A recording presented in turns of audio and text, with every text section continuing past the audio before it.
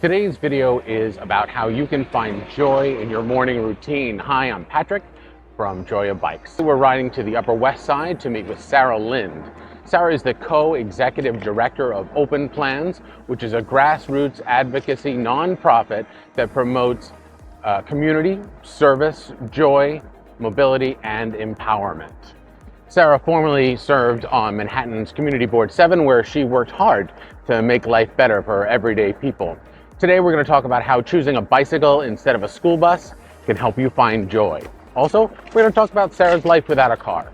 Don't forget to hang on to the end for outtakes, and if you're ready, let's roll.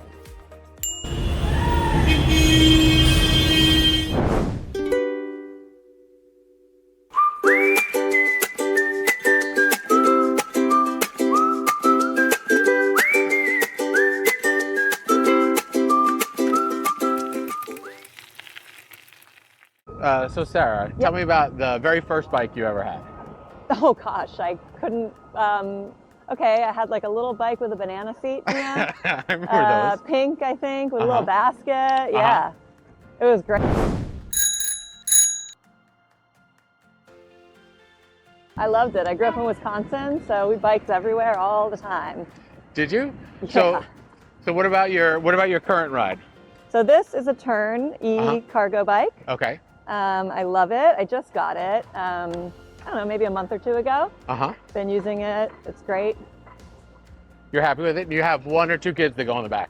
So I had just one. I have two kids, but I only take one on the bike. Okay. I take him to school in the morning, which he loves because we used to take the bus and it was so unreliable and it would get stuck in traffic and he'd be late or we'd be stressed.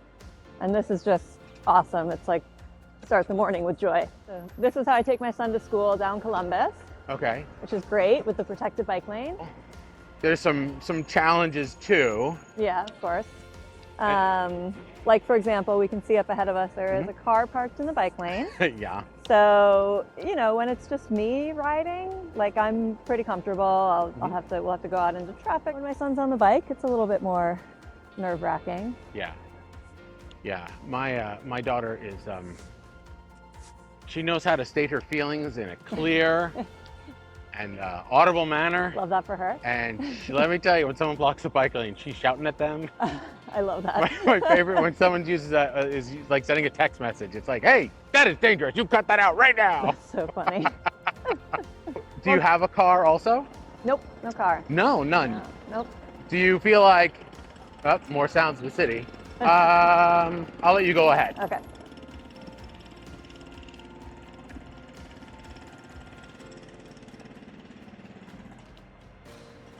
So what would you say to people who are like, oh, well, you have to have a car because how else will you, whatever, insert thing here? Yeah, I mean, I just can't imagine the need for a car within the city, given all of our public transportation and, you know, possibility for bikes. And then of course, you know, if you really need to be in a car to get somewhere, there's for hire vehicles, there's also car share. And for people who use it to get out of the city, I guess I would say it's going to be cheaper and easier for you overall to just rent a car when you need to get out of the city. Yeah. You know, Yeah. I mean, the cost and the work of owning a car to me just seems pretty onerous. Yeah, and then sort of like we ask society to please store our giant metal box for us for free on the street too. Right, know? Yeah, that part too. Yeah. Were you using bikes all the time? Because so you lived in Wisconsin and then you moved and... Yeah, and then we moved here about 9 years ago, and for the first 6 years, I guess, I really never used a bike. I was way too scared to. Yeah. I actually started biking during the pandemic because there was way less traffic on the street. I felt more comfortable. I've been riding for a long time in the city, so I'm more okay with like taking the lane than most people. Oh, I am now for sure. Yeah, and honestly, that's the only way I would ride in the street. Yeah. And the cargo bike, the electric part of it. The electric makes it easier for sure. Huge. Yeah.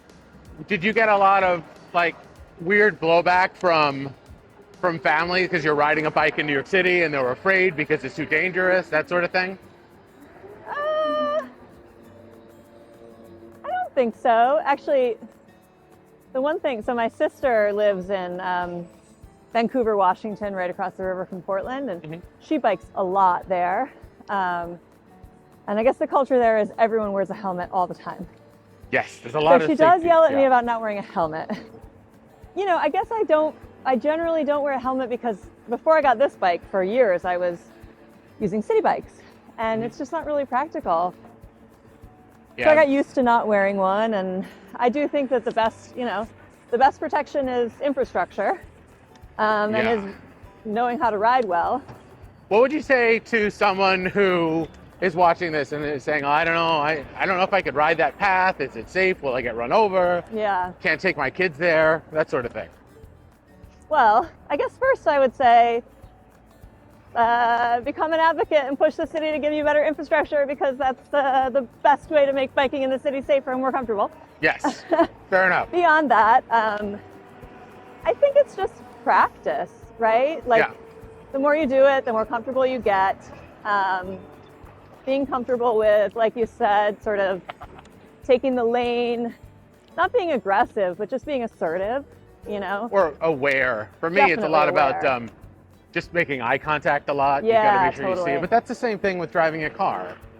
It is, although it's interesting that you say that, because I was thinking about today, because I was on actually earlier today riding on Broadway, like between Union Square and Times Square, where they've done a lot of shared streets. And so without a clear kind of bike lane, car lane, and pedestrian lane, there's a lot more of the need to like use body language to say, you know, okay, I'm going this way, you're gonna go that way.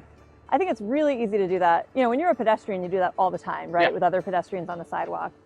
It's pretty easy to do that with a bike. It's hard to do that with a car. You know, someone's in their little metal cage and you can't necessarily see them. And you can try, and it's certainly important to make the effort to do, but it's a lot harder. If you start biking in the city, you'll see that even though this, for example, is a one-way bike lane, people ride both ways because that's what's practical for them. What do you say to the people who have this feeling of all bicyclists must follow all the rules? Yeah, I just think it's, you know, you would never expect a pedestrian to never jaywalk, right? Right. And bikes aren't cars. It's different. Yeah. We're going much more slowly. We have more ability, you know, to maneuver, unlike a car, which is this huge hunk of metal, you know, that can turn only certain ways. You know, when you're on a bike, you can move around.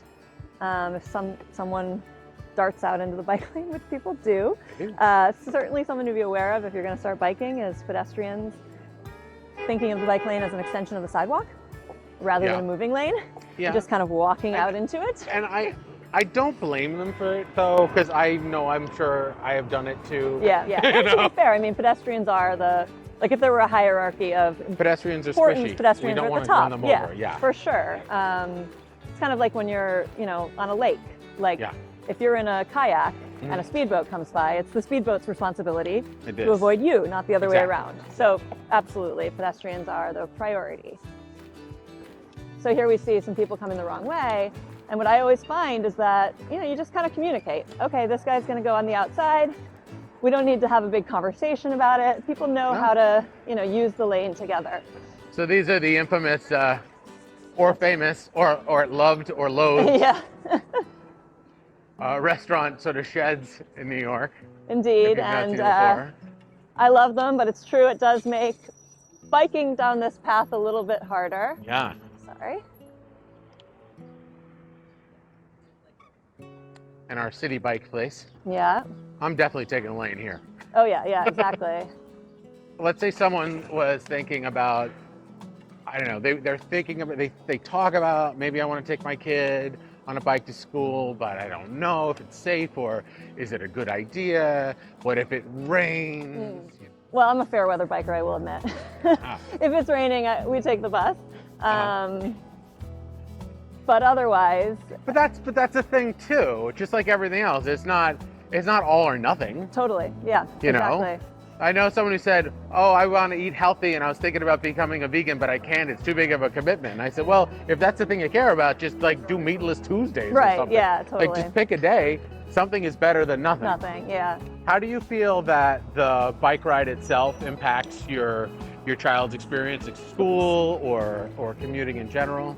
Yeah, so when we were relying on the bus and it was like so unreliable. We'd be late half the time, and he'd always be showing up to school stressed, you know.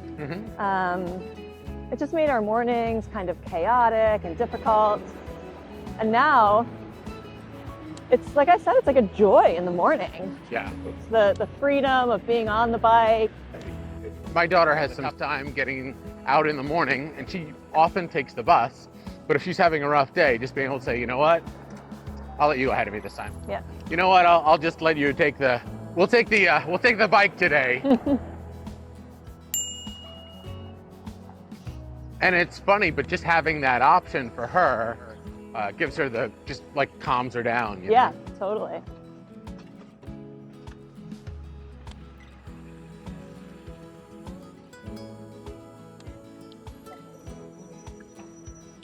This is probably the most protected bike lane that is shared with cars, and it's still a challenge. I know. It's so lovely because you're right by the park, but yeah, it's often blocked. And there's not as many through streets, so you don't have to be afraid. Stop as much. Especially, yeah, totally. My daughter rides her bike now too, and she wants to ride everywhere. You know, she wants to go from specific places, and we have a wonderful, beautiful bike lane like this. Yeah. But it doesn't connect in very many places. Totally. The lack of connectivity is something the city definitely needs to work on. Of course, now we're here in the park, which is amazing. Best place to ride. Yes. So fun, and you don't have to worry about cars at all. So if I'm going downtown, I usually come into the park and bike down to 6th Avenue, where you can exit and head down. Or depending on if it's on the west side, I'll take the Hudson River Greenway, which is also a favorite place to ride. I love the Greenway. The Greenway is great. Yeah. Yeah, it's like, oh, we have a meeting in Tribeca? No problem. I'll ride my bicycle there. Yeah, exactly. Yeah. Crazy truck. Or maybe we'll start at the green light. Yeah. I was gonna say, now we have to follow all the traffic rules, right? I know, you really have to now. You really have to. I don't want anyone seeing me breaking the law. Yeah, exactly. I couldn't help it. I had to ride this beautiful Hudson River Greenway bike path for this part of the video. I'm so grateful to Sara Lind for graciously sharing her time and joy with me today. She is a dynamo and a passionate defender of her fellow citizens in both her activism and city government. I've just started the Joy of Bikes, and I cannot tell you how much fun it is doing this for you. If you want to help me to continue, please click, like, and subscribe. Then check out our other videos. You can also support the Joy of Bikes directly at Buy Me a Coffee, which I have linked below. If you have ideas for new videos, please leave a comment below or at joyofbikes.com. Thanks.